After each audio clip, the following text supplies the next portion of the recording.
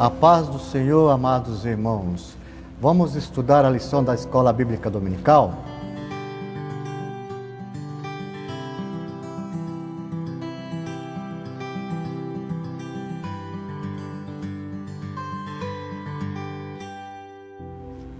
Muito bem, irmãos. Hoje nós temos uma lição maravilhosa, né? Onde compreende a grandeza do reino do Senhor.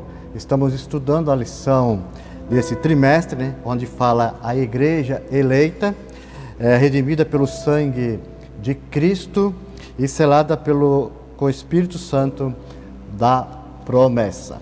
Amados irmãos, nós temos hoje a lição de número 5, onde nós iremos aprender a lição maravilhosa que está o tema muito propício. Eu estava lendo essa lição essa semana, gostei muito, onde teve o grande respaldo para o ser humano, né? Tem o tema Libertos do Pecado para uma Nova Vida em Cristo. E para lecionar essa aula, foi convidada a irmã, nossa professora, a irmã Karina. Paz do Senhor, irmã. Paz do Senhor, irmão Luiz. Amados irmãos, então eu vou estar lendo aqui aos irmãos, que você que não tem a sua lição da Escola Bíblica Dominical em casa, você pode estar acompanhando também através da Bíblia Sagrada, né, que você tem aí. Nós temos o texto áureo, diz assim, lá em Efésios capítulo 2, o versículo 4 e o 5. Mas Deus, que é riquíssimo em misericórdia, pelo seu muito amor com quem nos amou, estando nós ainda mortos em nossas ofensas, nos vivificou juntamente com Cristo. Efésios capítulo 2, versículo 4 ao 5.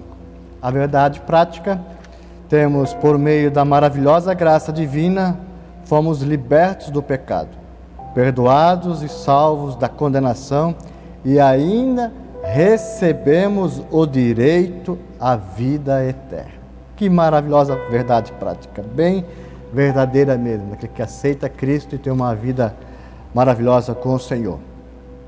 A leitura bíblica em classe, ela está nas cartas de Efésios, capítulo 2, versículo do 1 ao 10. Versículo 1. E vos vivificou, estando vós mortos em ofensas e pecados, em que no outro tempo andaste segundo o curso deste mundo, segundo o príncipe da potestade do ar, do Espírito que agora opera nos filhos da desobediência. 3. Entre os quais todos nós também antes andávamos nos desejos da nossa carne, fazendo a vontade da carne e dos pensamentos, e éramos por natureza filhos da ira, como os outros também. Mas Deus, que é riquíssimo em misericórdia, pelo seu muito amor que nos amou, e estando nós ainda mortos em nossas ofensas, nos vivificou juntamente com Cristo.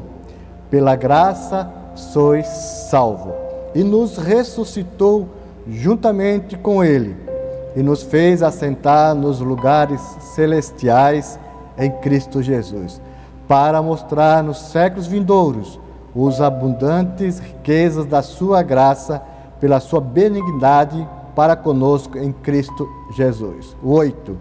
Porque pela graça sois salvos, por meio da fé, e isso não vem de vós, é dom de Deus. Não vem das obras para que ninguém se glorie, porque somos feitura sua, criados em Cristo Jesus para as boas obras, as quais Deus preparou para que andássemos nelas. Que lindo, irmãos. Que maravilhoso.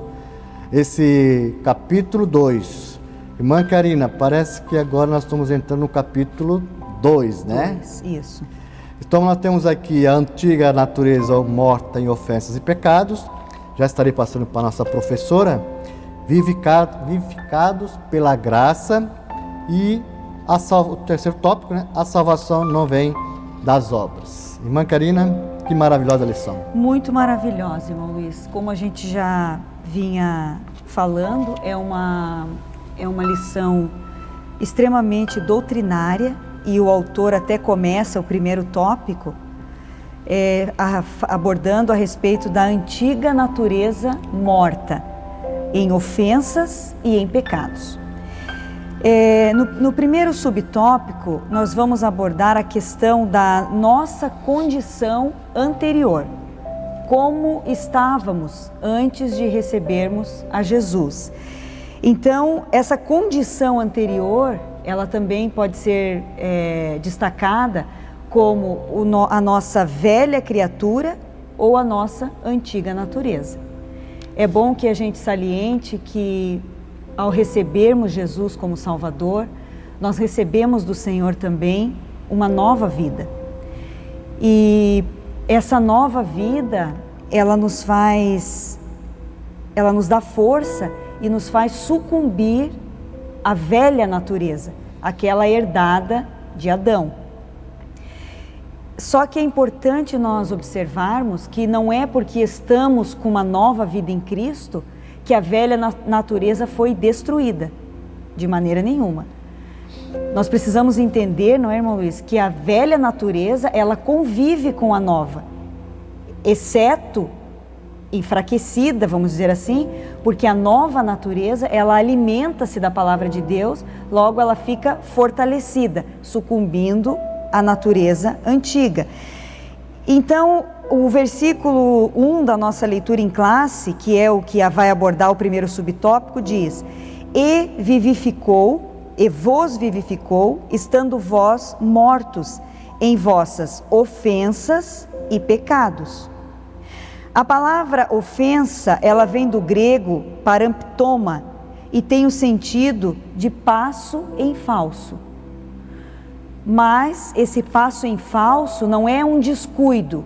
A ofensa é um passo em falso, mas de forma deliberada, por vontade própria.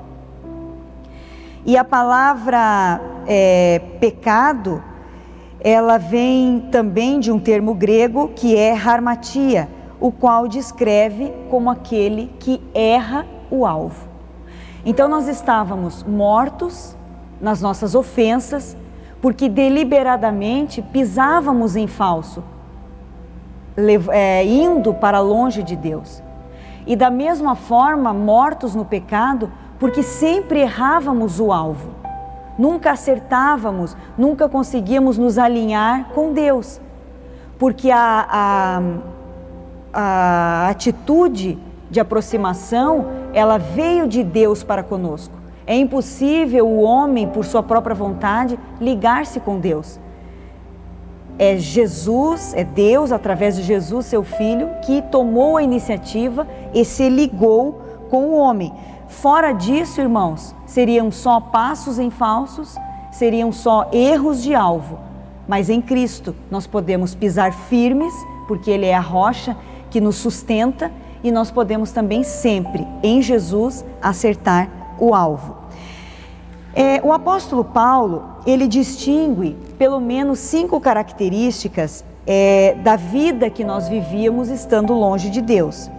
A primeira delas é que uma vida de morte espiritual, a primeira característica é que sem Cristo nós temos uma vida de morte espiritual, se é que você pode me entender.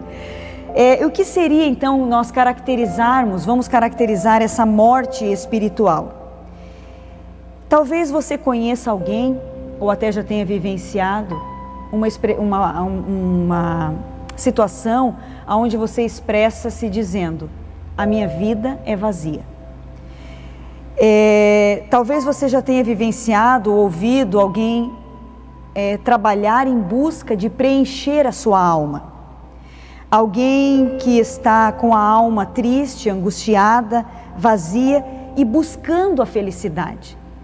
A morte espiritual, ela coloca-nos numa situação de vazio. Por isso as pessoas procuram, em diversos meios que o mundo oferece, preencher esse vazio, que na verdade não poderá ser preenchido se não for pela presença de Deus. O que nós temos hoje no mundo, e com alguns pontuando até mesmo dentro da igreja, são pessoas vazias porque estão insatisfeitas. E insatisfeitas porque não conseguem se satisfazer plenamente em Cristo.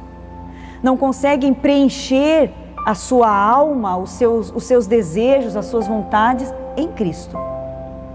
A busca da felicidade, meus queridos irmãos, ela não pode ficar no âmbito apenas das coisas do mundo, das coisas materiais. Por quê?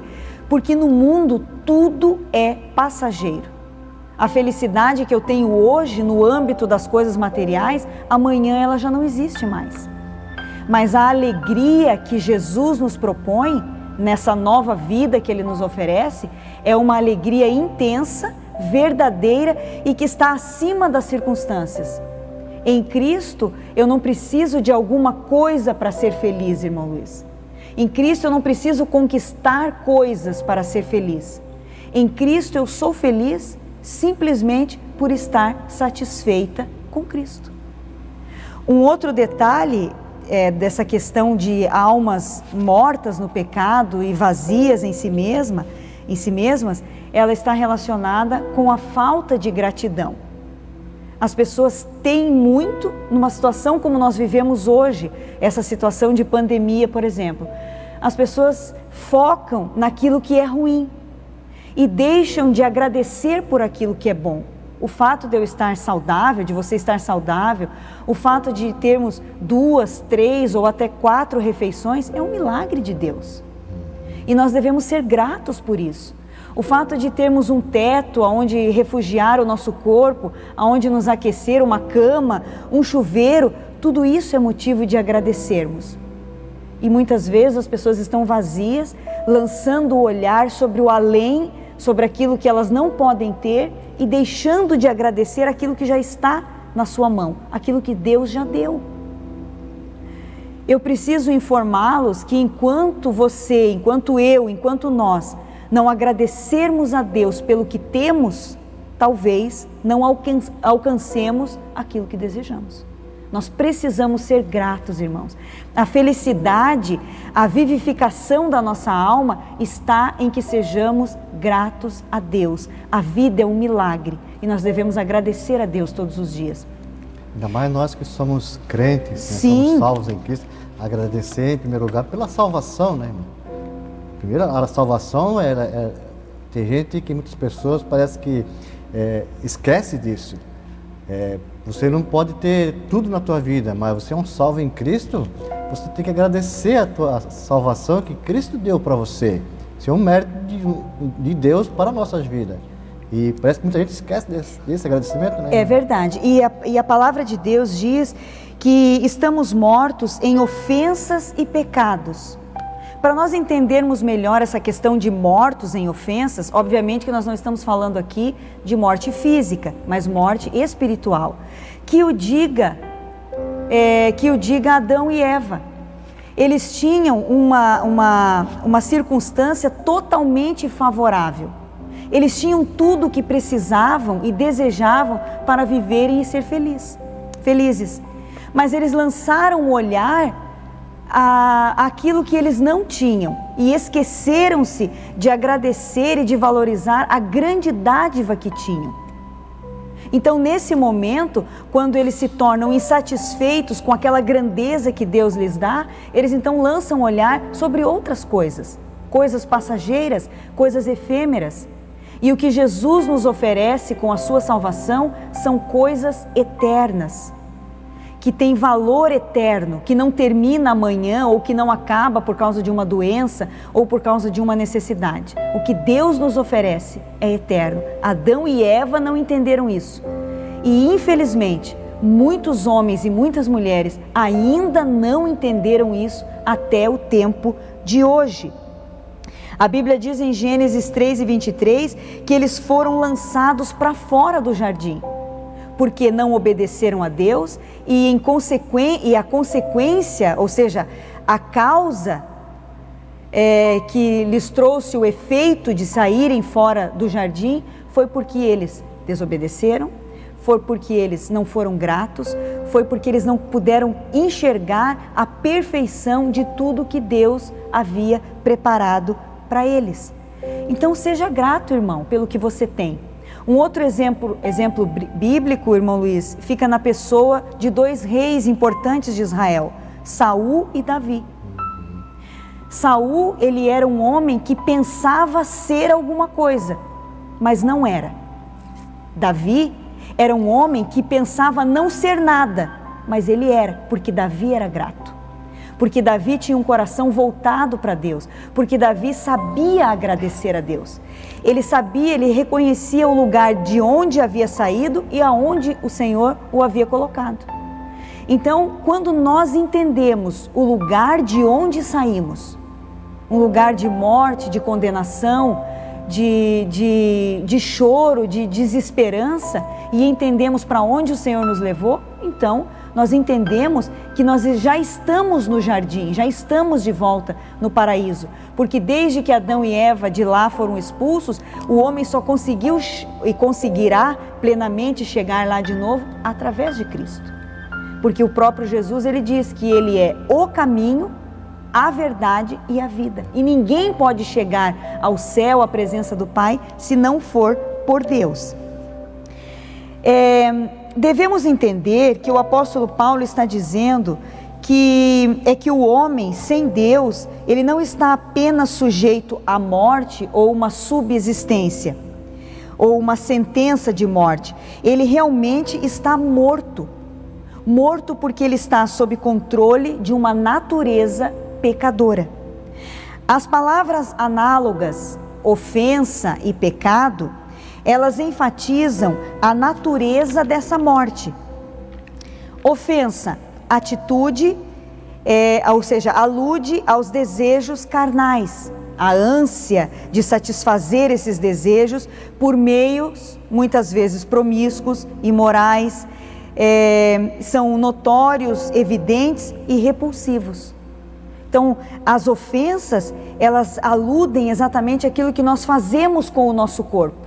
Isso ofende a Deus.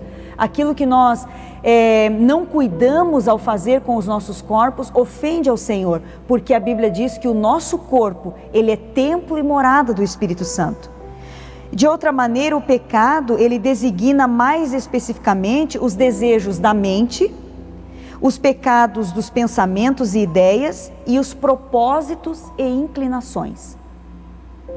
Eu gostaria de enfatizar, irmãos, que essa questão do pecado, o pecado ele não nasce, ele não se apodera do meu corpo simplesmente, ou do corpo de quem quer que seja. O pecado ele tem uma nascente, ele nasce na mente e no coração. Porque a Bíblia diz que depois que ele é gerado, ainda que você seja tentado e não cumpra aquela tentação, você não pecou. Mas a Bíblia diz que havendo o pecado dado à luz, ou seja, se manifestado através do nosso corpo, aí sim a gente começa a cair, né, a decrescer na presença do Senhor. E uma outra coisa que eu gostaria de comunicar com os irmãos é que o pecado fora do corpo, irmão Luiz, ele não tem nenhum poder. O pecado, ele precisa de um corpo para se manifestar. Por isso Paulo, o apóstolo, escreveu dizendo que o pecado não terá domínio sobre nós, uma vez que nós não estamos mais debaixo da sua tutela, mas agora debaixo da graça de Deus. Então, se eu mantiver o meu corpo nutrido da palavra de Deus, da oração, da presença de Deus, ele não tem como me dominar, não tem como se manifestar, porque o pecado precisa de um corpo, de uma pessoa que permita que ele se manifeste. Quando eu estou em Cristo, isso fica bloqueado, porque o meu corpo, a minha alma, os meus pensamentos, o meu desejo, ele é para o meu Senhor. O teu desejo, os nossos desejos, eles são para o Senhor e não para o pecado. Por isso ele não tem mais domínio sobre nós. É porque também, né, irmã, Deus abomina o pecado, né? Se existe uma coisa que distancia o ser humano de Deus, é o pecado. Quanto mais você na presença do Senhor, o pecado vai se distanciando. A Bíblia diz que em Romanos capítulo 3, versículo 23, que todos pecaram e destituídos da glória de Deus, mas não tinha mais a presença do Senhor. Sim, o irmão me faz lembrar de um versículo do livro do profeta Isaías, aonde o Senhor fala exatamente isso. As minhas mãos, diz o Senhor, não estão encolhidas para que eu não possa abençoar, nem os meus ouvidos agravados para que não possa ouvi-los. Então, às vezes nós oramos e não entendemos por que é que Deus não nos responde. E antes de eu terminar esse versículo, eu vou inserir outro. Davi, num dos salmos, em uma oração, ele diz: sonda-me, Senhor, e me conheces. Sonda-me, vê, Senhor, se há em mim algum caminho mau. Eleva-me pelo caminho bom. Ah, mas será que Davi não sabia? Ora, nós devemos entender que às vezes pecamos e não nos lembramos do que pecamos, ou pecamos involuntariamente. Só que na minha concepção, amados irmãos, o pecado, ele tem nome. Então, quando Davi diz: sonda-me, Senhor, e me conhece, e vê se há em mim algum caminho bom, é como se Davi dissesse: Senhor, lança luz sobre a minha vida, me mostra exatamente qual é o meu pecado, o que é mesmo que eu tenho feito de errado, para que eu possa me arrepender do pecado objetivo, daquele pecado que tem um nome, e então eu possa ser conduzido pelo caminho bom. E daí, voltando no texto do profeta Isaías, o Senhor diz: os ouvidos meus podem ouvir, as minhas mãos podem abençoar, mas tem um problema: os vossos pecados fazem separação, um abismo enorme entre vocês e o vosso Deus. Então, por isso é tão importante que a gente fale a respeito dessa matéria, irmãos. Eu sei que é uma matéria difícil, né, irmão Luiz? Exato. Porque falar sobre pecado, falar sobre domínio de pecado, o pecado sobre o homem, não é uma coisa que nos deixa feliz. Não. Né? É uma coisa que, na verdade, nos deixa pensativos e às vezes até tristes. Mas eu tenho uma boa nova para você. Paulo escreveu dizendo que a tristeza, segundo Deus, ela produz um estado de glória, ela produz um arrependimento, ela produz nova vida. Porque a tristeza, segundo o mundo, ela produz perdição e condenação.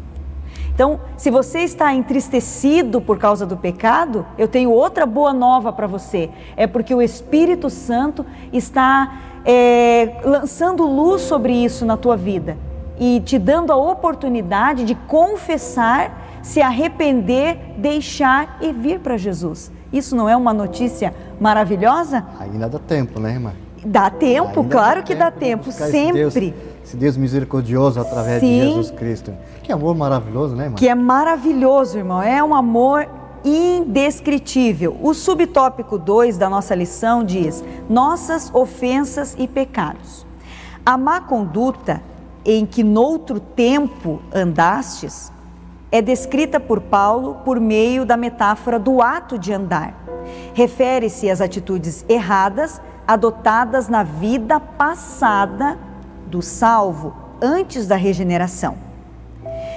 Andastes, antes de sermos regenerados, nós andávamos segundo o curso deste mundo. Os costumes eram praticados conforme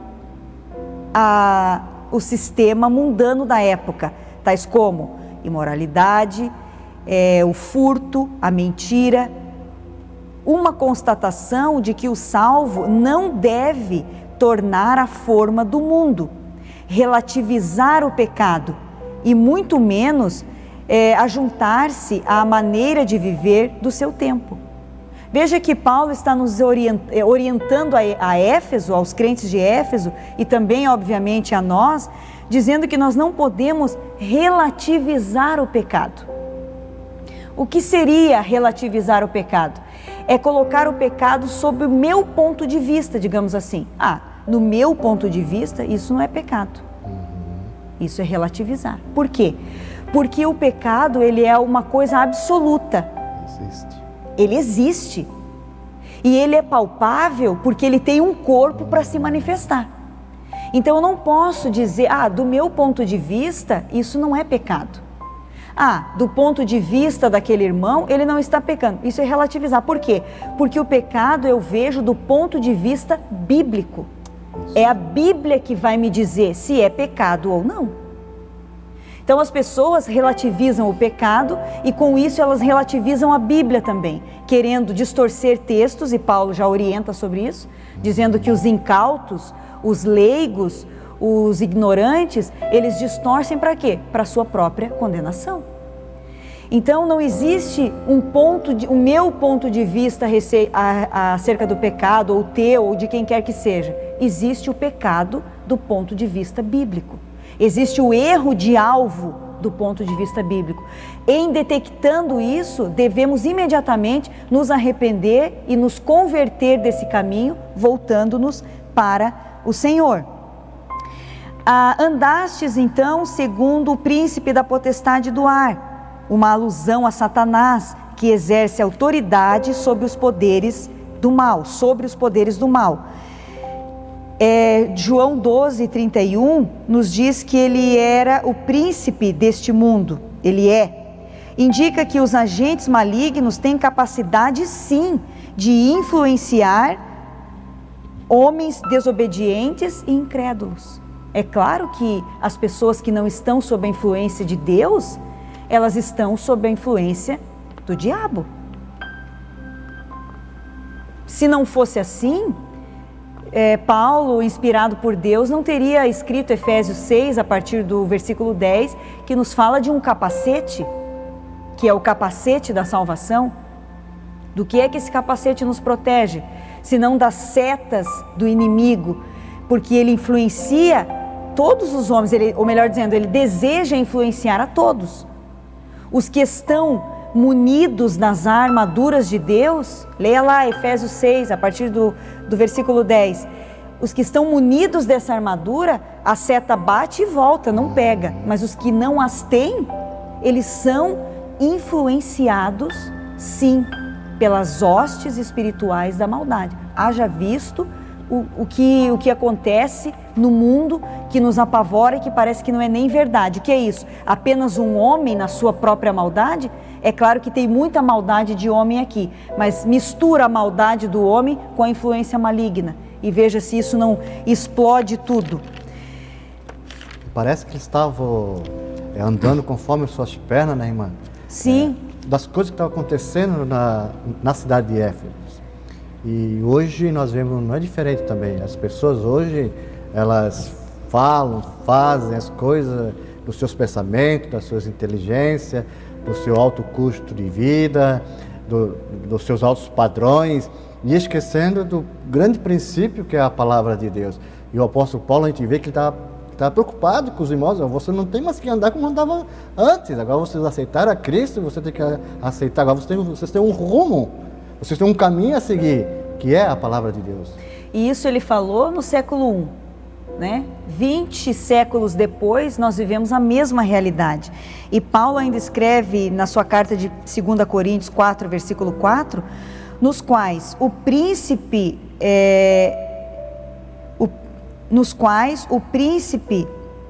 ou o Deus deste século cegou. Prestem atenção nesse versículo, irmãos. O príncipe deste século cegou o entendimento dos incrédulos, que fique claro, dos que não creem, dos que não se prostram diante de Deus, dos que não creem na palavra de Deus. Ele cegou para que não lhes resplandeça a luz do evangelho da glória de Cristo, que é a imagem de Deus. Imagine uma escuridão aonde isso ainda está subtraído da glória de Cristo. Então a cegueira do Deus deste século é um breu que não se enxerga absolutamente nada, porque quando eu não posso ver a glória da face de Cristo, então eu já não posso ver mais nada. E o versículo 6 diz assim: porque Deus que disse que das trevas resplandece a luz, esse Deus é o mesmo que resplandeceu em nossos corações para a iluminação do conhecimento da glória de Deus na face de Jesus Cristo. Então esse Deus que falou dessa luz é o mesmo Deus que resplandece essa luz em nós. Então nós podemos andar com os olhos abertos, a passos firmes, porque nós temos a luz de Deus que ilumina os nossos caminhos. E isso me faz lembrar do Salmo 119, versículo 105, que diz que a palavra de Deus, ela é uma lâmpada para os nossos pés. Para que nós não venhamos tropeçar, para que não venhamos cair, a palavra de Deus é ela que ilumina os nossos caminhos. A segunda característica de quando vivemos longe de Deus é que andávamos segundo o curso deste mundo. Isto é, nos conduzíamos em conformidade com os pensamentos e interesses desse presente mundo mau e transitório. A Bíblia diz que todo o mundo ele jaz no maligno. E nessa questão da segunda característica, dizendo que eles eram conduzidos então em conformidade com os seus pensamentos e interesses e pensamentos do presente século, como é que nós podemos colocar isso na prática? Uma pessoa que se conduz pela ordem do mundo, ela pensa assim, eu vou fazer porque todo mundo faz. Se ele está fazendo, por que eu não vou fazer também? Se ele está tendo vantagem com isso, por que é que eu não vou ter a minha vantagem também? É um sentimento também de impunidade e é um sentimento de corrupção. Que o pecado também é a corrupção do gênero humano. Nós costumamos associar corrupção com política. E, na verdade, a corrupção, no sentido pleno da palavra, ela é a modificação das características originais de algo. Então, quando eu quero mudar uma coisa para me beneficiar, eu estou me corrompendo. Quando eu quero mudar ou quebrar uma regra ou uma lei para poder me beneficiar, eu estou me corrompendo. Uma coisa bem simples, irmãos. Quando eu furo uma fila, quando eu quero obter vantagens, porque eu tenho um conhecido, porque lá ele pode melhorar isso e aquilo para mim, eu estou me corrompendo, em detrimento ao direito do meu próximo. Então andar, irmãos, essa questão da santificação, ela é muito minuciosa. A santificação, ela não é só aquilo que eu aparento. A santificação é aquilo que eu sou. É como alguém já disse, caráter é aquilo que você é quando ninguém está te vendo. Santificação é aquilo que eu sou entre as pessoas e quando eu estou só. Sim. É aquilo que eu faço quando eu estou acompanhado e aquilo que eu faço quando estou sozinho. Não tem ninguém vendo, eu vou aproveitar para fazer. Aqui ninguém me conhece, então eu vou fazer. Ora, isso é andar no curso desse mundo. É assim que as pessoas fazem. Mas não é assim que nós, os que temos Jesus, os que nascemos de novo, aqueles que, irmãos, a Bíblia diz assim, que nós devemos desenvolver e apresentar e cultivar os frutos do Espírito. E entre os 9 frutos, as 9 linguagens que o amor, que é o fruto primordial do Espírito expressa, está uma coisa chamada domínio próprio. E o domínio próprio, ninguém nasce com domínio próprio. O domínio próprio, assim como a temperança, como a fé, como a alegria, que são os frutos, isso é cultivado em nós. Então é necessário que essa nova, e um outro detalhe, quando eu aceito Jesus e me transformo numa nova criatura, a Bíblia afirma que as coisas velhas já passaram. Já passaram no sentido de que elas não me dominam, mas não significa que eu não preciso trabalhar uma mudança na minha vida. Isso é muito importante, irmãos. O fato de nós não andarmos mais no curso desse mundo, embora vivamos nesse mundo, nós precisamos ser sal e luz. E Jesus disse que se o sal for insípido, se ele não tiver gosto, para que ele serve? Ele não serve para mais nada, a não ser para ser jogado nas entradas das cidades, como antigamente se fazia, e ser pisado pelos homens. Precisa ter aquela mudança na pessoa, né, irmã? Sim, e é importante a gente salientar, irmão Luiz, que essa mudança não é uma mudança que eu vejo essa mudança. Isso. Porque não é uma mudança radical, como quem troca de roupa. Não. É uma mudança que alguém vai dizer assim: Peraí. Ô Luiz, você mudou. Ô Karina, você mudou. O que aconteceu com você? E você mesmo: ué, eu mudei? Claro que você mudou. Porque eu estou trabalhando. Ou então você não se admira, você pensa: puxa, que bom, eu estou trabalhando uma mudança. E que bom que as pessoas já começaram a observar.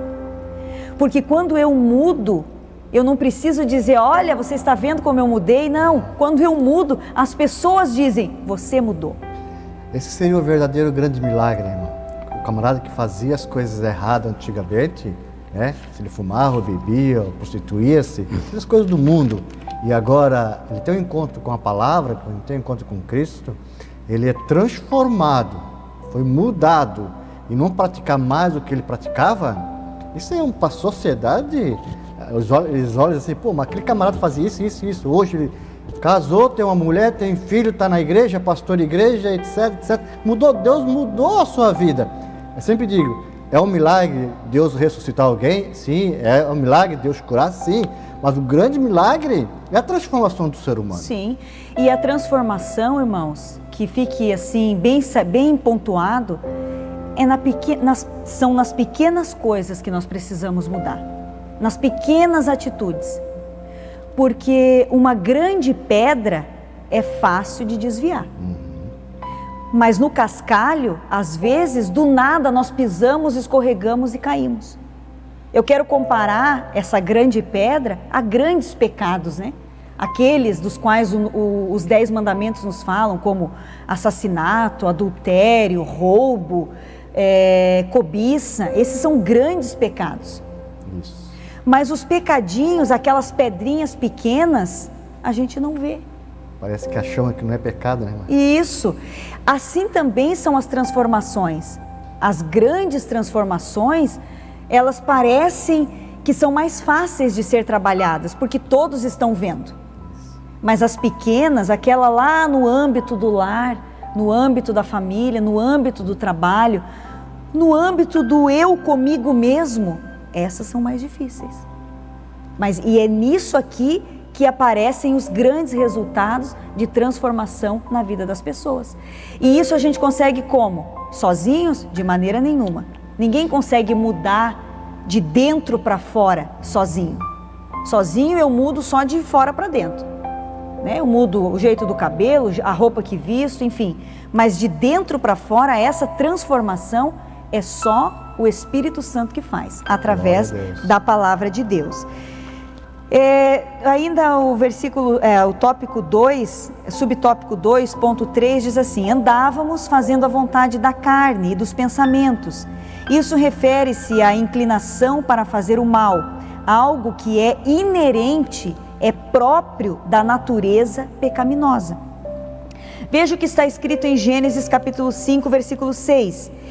E vira o Senhor que a maldade do homem se multiplicara sobre a terra, e que toda a imaginação dos pensamentos do seu coração era só má, continuamente.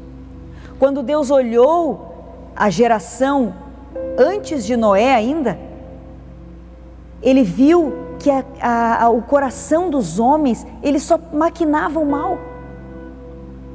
E nós pensamos, não é, irmão? Mas isso era na geração pré-diluviana. Ora, a nossa geração é uma geração que sem Deus ela está corrompida, ela está deteriorada e ela está prestes a se implodir nos desejos, na volúpia da sua carne, do seu próprio prazer, da sua própria satisfação, não pensando nem em si mesmo e muito menos no outro. E aí nós entramos na terceira característica que tínhamos antes de conhecermos a Jesus. Andávamos segundo o príncipe das potestades do ar, fazendo a vontade da carne e dos pensamentos. Esse mundo não é o globo terrestre, é o sistema mundano. Tem o seu Deus, esse mundo, esse sistema que a gente luta para ver se consegue melhorá-lo, para ver se consegue adequá-lo a padrões mais morais e mais éticos. Esse mundo, ele tem um Deus também, e o seu Deus se chama diabo. Eu não gosto de falar esse tipo de coisa, sabe, irmão Luiz? Não gosto mesmo. Os irmãos que me conhecem sabem, mas é necessário que se diga. Já falei antes, Jesus mesmo disse que o mundo, ele está numa cova, num jazigo, e esse jazigo, ele é dominado pelo diabo. E o apóstolo Paulo, em 2 Coríntios 4, versículo 4, ele menciona o Deus deste século. E o evangelista João, na sua primeira carta, capítulo 5 a 19, ele diz: o mundo, ele jaz no maligno. Mas João, ele nos dá um respiro, né? E ele diz assim: mas nós sabemos que somos de Deus. O sistema está corrompido. O mundo, ele jaz no maligno, mas nós sabemos que somos de Deus. Nós vivemos aqui como forasteiros. Por isso, amados, não nos apeguemos tanto às coisas. As coisas que nós temos, eu considero que elas são bênção de Deus. As nossas casas, os nossos veículos, as nossas famílias, as nossas universidades, enfim, o conhecimento que temos, eles são bênção de Deus para nós. E quanto mais você tiver, melhor, desde que não estejamos apegados nestas coisas, porque tudo isso vai ficar aqui, e nós temos que ter a convicção que nós somos de Deus, e Jesus disse assim: aonde estiver o seu tesouro, ali também estará o seu coração. E o servo de Deus, a serva do Senhor, ele não tem que estar fazendo as coisas da carne, dos seus pensamentos. Nós temos uma bússola, que é a Bíblia Sagrada, nós temos o Cristo, pela palavra dele. Por isso que é bom e importante quando nós decidirmos qualquer coisa em nossas vidas, irmã, orar a Deus, buscar uma palavra, uma orientação. Nós temos homens e mulheres de Deus na nossa casa, na casa que eu digo, na igreja, né? Para nos alimentarmos, nos dar um caminho certo, correto, diante da palavra do Senhor. Sim, e o irmão me faz lembrar um texto bíblico, não me lembro a referência, mas me lembro que foi Jesus que falou. Se eu não me engano, é Evangelho segundo Marcos. A Bíblia nos revela ali que Jesus, o irmão estava falando, né, de nos relacionarmos, de conversarmos, de pedirmos conselho, de orarmos, né? A Bíblia diz, e de estarmos em roda de conversa, pensarmos na palavra de Deus. Marcos, ele revela que Jesus, ele se comunicava com as multidões. Ele gostava de estar com as multidões. Mas o que Jesus mais gostava de falar com as multidões era ensinando-as. Tem um texto, eu acho que é Marcos também, que Jesus diz assim: Jesus olhou as pessoas e viu que elas eram como ovelhas que não tinham pastor. E a Bíblia não diz que Jesus deu pão, deu casa, deu abrigo para elas. Não, Jesus não fez isso num primeiro momento. Mas a Bíblia diz que Jesus, olhando o desespero daquelas pessoas, para lá e para cá, buscando preencher as ânsias das suas almas, Jesus passou-lhes, diz o texto, a ensinar-lhes muitas coisas. Então, o fato de nós conhecermos a palavra de Deus e pensarmos nela, faz com que andemos por veredas mais retas, mais limpas, com mais iluminação. Quando nós pensamos e compartilhamos o nosso pensamento, os nossos desejos com aquilo, tentando coadunar com o que a Bíblia diz, o caminho, ele é mais leve. Embora ele continue estreito, mas ele é mais leve, porque nós estamos mais perto de Deus quando fazemos isso. É importante dizer também, irmãos, que o diabo, ele exerce autoridade no reino do ar. Ele é o líder das hostes espirituais da maldade, diz Paulo aos Efésios, capítulo 6, versículo 12, nas regiões celestiais. Eu quero que você pense em regiões celestiais, porque é lá que ele está com as hostes espirituais da maldade, e nós já vamos falar mais alguma coisa sobre isso. Então, os leitores do apóstolo Paulo aqui em Éfeso, né, nessa carta aos Efésios, eles se encurvavam antigamente a um Deus transitório. Assim como os efésios, também quando nós não conhecíamos a Deus, nós nos encurvávamos diante de um Deus transitório deste mundo. E assim as recompensas que tínhamos eram tão passageiras quanto o Deus ao qual nos inclinávamos. Eram tão transitórias como aquilo que nós adorávamos. Mas em Cristo fomos libertos do diabo e de suas legiões. O que Cristo nos oferece, irmãos, além daquilo que eu já falei, que são inúmeras coisas maravilhosas para que possamos usufruir nesse mundo, Cristo, ele nos oferece uma recompensa eterna. Eterna. A Bíblia diz que lá a traça não corrói, o ladrão não rouba e a ferrugem não come. Quando nós nos encurvamos diante do nosso Deus, do Deus Todo-Poderoso, Criador dos céus e da terra, do Deus o qual nós cremos, nós sabemos que Ele nos dará recompensas aqui sim, mas não é isso que nós devemos buscar. Nós devemos buscar aquilo que é eterno, e é isso que o Senhor nos oferece. Um exemplo, a vida eterna. Eu já falei antes, tudo que nós ganharmos aqui nessa terra, que diz respeito a esse mundo, aqui ficará. Ou será que a gente vai conseguir levar alguma coisa, né, irmão Luiz? Não, de jeito nenhum, né? Não vamos levar nem mesmo esse corpo, irmãos, porque a Bíblia diz que ele será glorificado e se tornará semelhante ao do nosso Senhor. Então, para que tanto apego, tanta briga, tanta discussão, tanta picuinha por coisas que eu nem vou falar que nós não vamos levar para a eternidade, que não vamos mesmo. Mas são coisas assim que brigamos hoje, mas amanhã já não tem valor nenhum. Só que as ofensas que foram proferidas, a falta de educação com que muitas vezes nos comportamos com as pessoas, isso fica. E Jesus deu o maior exemplo, né, irmã? Ele veio do céu, a pregação, a maioria de Jesus foi falar sobre o reino dos céus, né? Falar sobre a vida sobre eterna. A salvação, né, irmão? Sobre o fato de que é necessário que nos arrependamos para que tenhamos essa salvação. Que demos mais valor às coisas do reino de Deus, às coisas que são de Deus.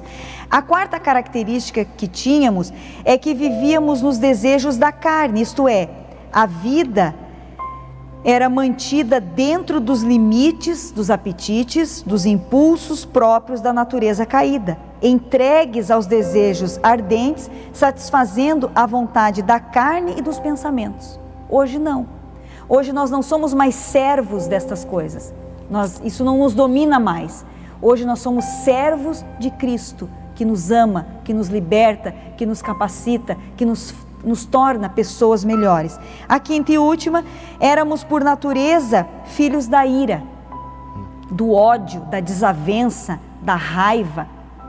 Não significa que nascemos nisso, mas significa que éramos simplesmente objetos da ira. Lembra que eu falei que o pecado, ele não se materializa, ele precisa de um corpo para agir?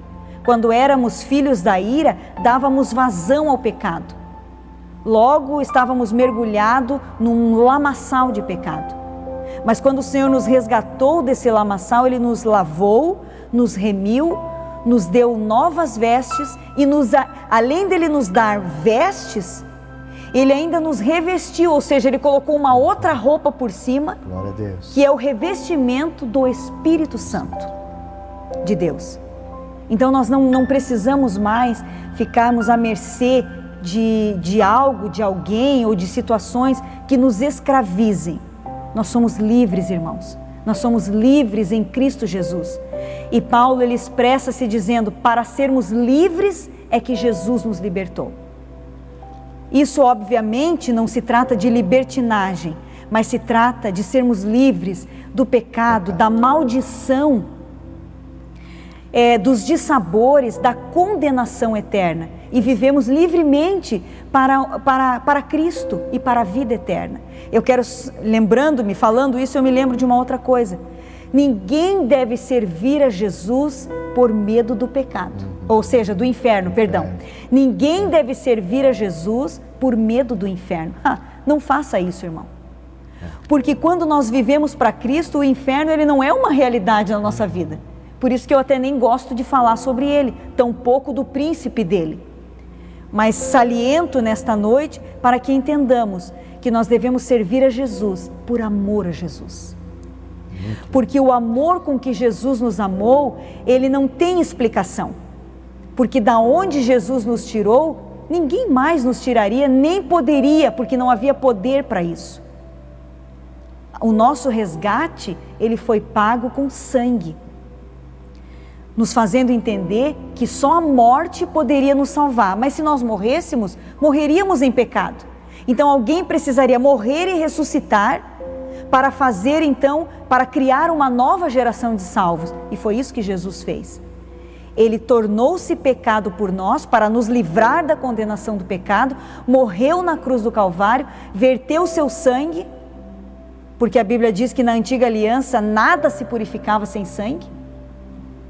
Então ele verteu o seu sangue e nos resgatou da ira, da nossa vã maneira de viver, dos nossos maus costumes, dos nossos maus hábitos. Então hoje nós não somos mais escravos disso. Se continuamos com maus hábitos, é porque não nos esforçamos para sermos santos. Mas se nos esforçarmos, certamente que o Espírito Santo nos tomará pela mão, quando não no colo, e nos levará ao caminho da santificação. Tem um hino da harpa cristã que eu gosto muito, irmã, é o 116, livre estou, né? Livre estou, pela graça de Jesus, livre estou, é verdade. No tópico 2, nós temos ali vivificados pela graça, alcançados pela misericórdia e pelo amor divino. Após constatar a situação da humanidade sob a ira de Deus, Paulo passa a descrever os atos divinos de amor e de misericórdia, que alternam o quadro caótico da raça humana. E ele diz: mas Deus, que é riquíssimo em misericórdia, pelo seu muito amor com que nos amou.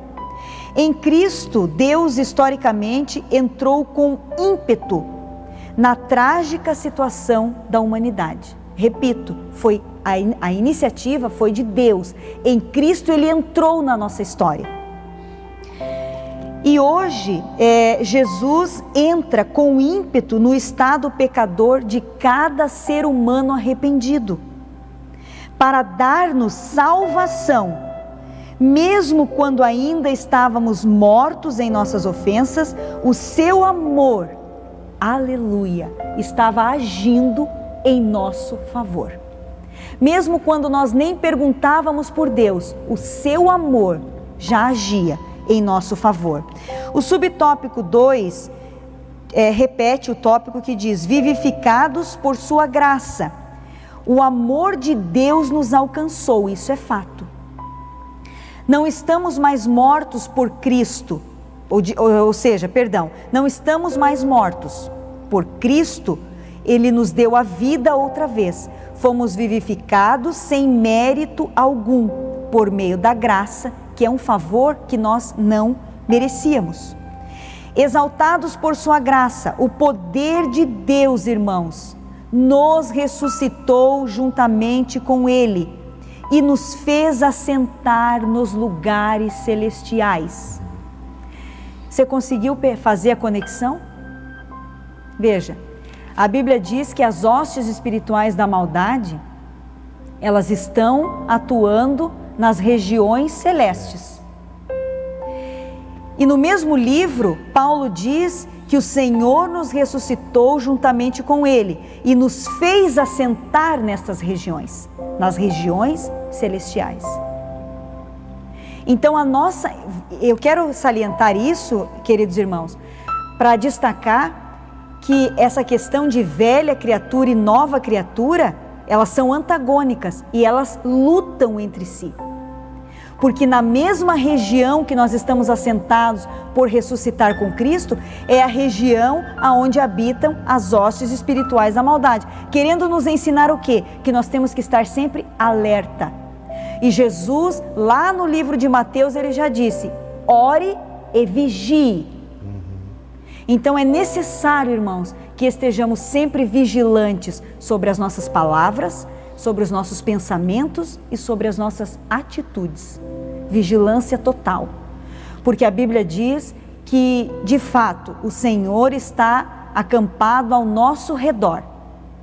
Mas ao derredor está o diabo, rugindo como se fosse um leão, só esperando que nós deixemos uma brecha para que ele possa nos tragar. Então você entende que não é uma coisa, porque eu sou cristão, eu estou livre de tudo. Não, porque eu sou cristão, como lembrou o irmão Luiz do hino, eu livre estou do pecado. Porém, as tentações, as coisas que me fazem querer puxar para o pecado, elas convivem ali, ó, juntinho. Por isso a necessidade de transformar a nossa mente. Por isso a necessidade, conforme o capítulo 12 da carta aos Romanos, de não entrarmos na forma desse mundo, não andarmos conforme esse mundo, mas transformar a nossa mente pela renovação com a palavra de Deus. Estamos no mundo não somos. Não somos, exatamente. Então considera-se que os crentes já estão assentados com Cristo pelo ato e propósito de Deus. Então nessas regiões, Cristo habita conosco. A igreja reunida no templo é a região celestial em Cristo Jesus. Nós estamos assentados, agora estamos com dificuldades de nos reunirmos, mas quando a igreja se reúne e assenta-se nos bancos do templo, ela está assentada nas regiões celestiais em Cristo Jesus, porque ela cultua ao Cristo vivo, ela adora ao Cristo que ressuscitou, e ela vive com Ele, vive para Ele e vive nele. Terceiro tópico, a salvação não vem pelas obras. Ora, Paulo revela que a salvação não depende das obras humanas, porque ela é pela graça e ela vem por meio da fé. Porém, uma vez salvo, obviamente o cristão deve praticar as boas obras. Não é porque não somos salvos pelas obras que vamos negligenciá-las. Nós entendemos que a salvação não é nosso mérito, é pelos méritos de Cristo, mas essa nova vida em Cristo, ela nos faz praticar as boas obras. Paulo recomenda-nos que as obras têm lugar na salvação de Deus. Quando a graça opera através da fé, um novo homem é criado para as boas obras. A graça como meio de salvação. A salvação é o livramento do poder da maldição do pecado e da morte, e a restituição do homem à comunhão com Deus, que foi perdida lá no Éden, lembra? De Adão e Eva. Uma bênção concedida a todos quantos recebem a Cristo como Salvador. A graça, sua tradução no grego é charis, que significa favor e merecido. A iniciativa para tornar possível a salvação, ela vem da parte de Deus. Ainda assim, o ser humano é livre. Você é livre, eu sou livre. Nós escolhemos, não é, irmão Luiz, servir a Jesus. Nós escolhemos isso.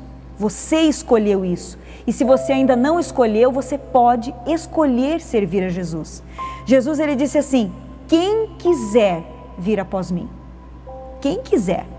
Se você não quer, eu lamento profundamente que você não queira. Mas se você quer, Jesus diz: quem quiser vir após mim, tome a sua cruz de cada dia e siga-me. É só querer. Eu escolhi, nós escolhemos servir a Jesus. E se você não escolheu servir a Jesus, eu te convido, escolha servi-lo por amor. A fé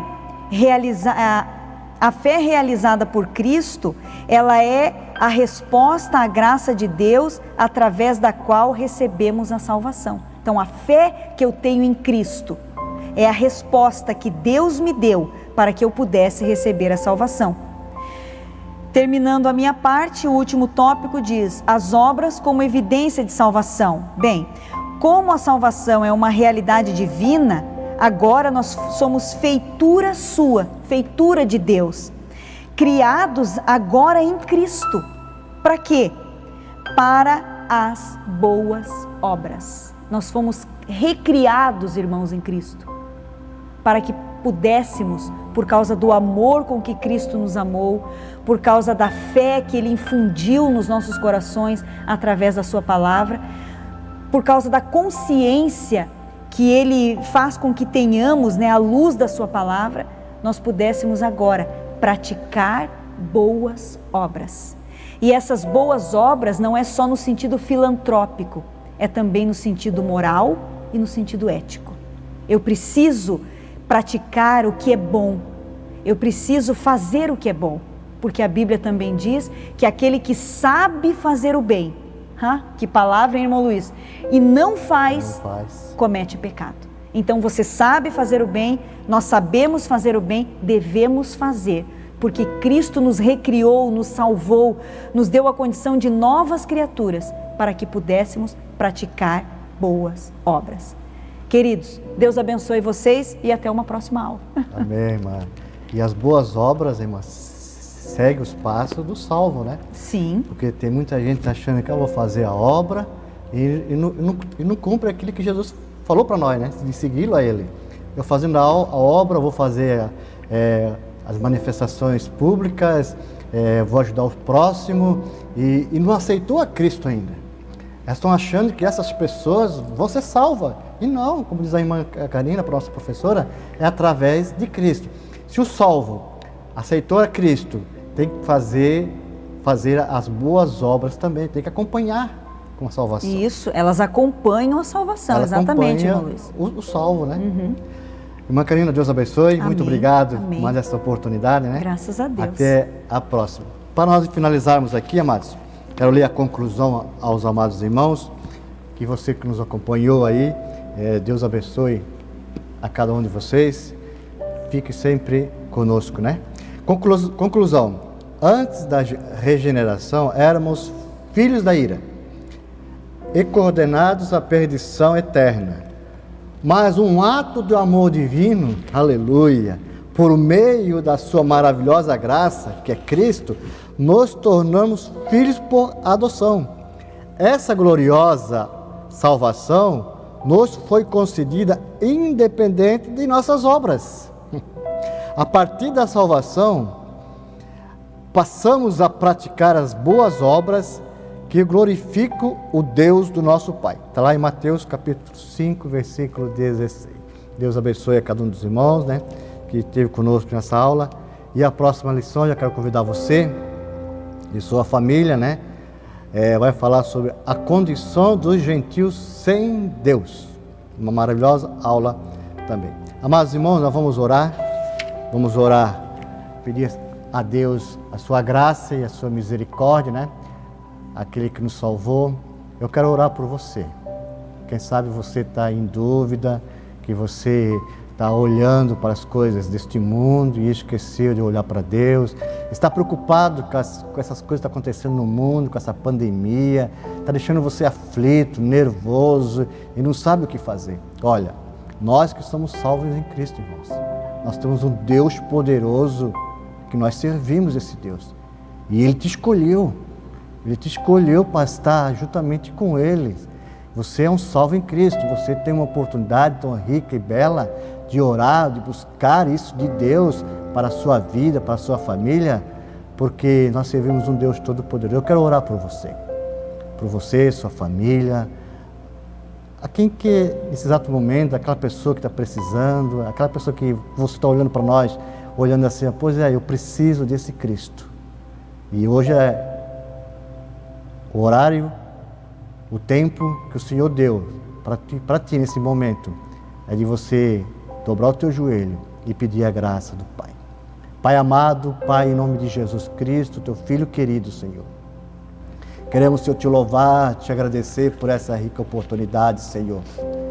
Te agradecer aos nossos professores, te agradecer pelo pastor presidente, pastor Simão, te agradecer, Senhor Jesus, pelo teu povo, pelas pessoas que está vendo, ouvindo, Senhor, e ouviu a lição da Escola Dominical, este conteúdo maravilhoso, Senhor, que pela tua graça e misericórdia, Senhor, nos tirasses do lago do lamaçal, do pecado, Senhor, e trouxeste-nos, ó Pai, mais perto para ti, Senhor, combatendo este pecado, Senhor, que foi unicamente constituído pelos nossos inimigos, Senhor, mas a tua mão bondosa e misericordiosa, Senhor. Pedimos, Senhor, a tua graça e a misericórdia sobre cada família, sobre cada pessoa, Senhor Jesus, que está angustiada, triste, procurando, Senhor, algo mais de ti, Senhor. Pai, em nome de Jesus, te agradecemos por tudo, em nome de Jesus. Amém e amém. Deus abençoe em nome de Jesus. Se Deus é por nós, quem será contra nós? Ninguém. Em nome de Jesus, Deus abençoe para a honra e a glória. Amém.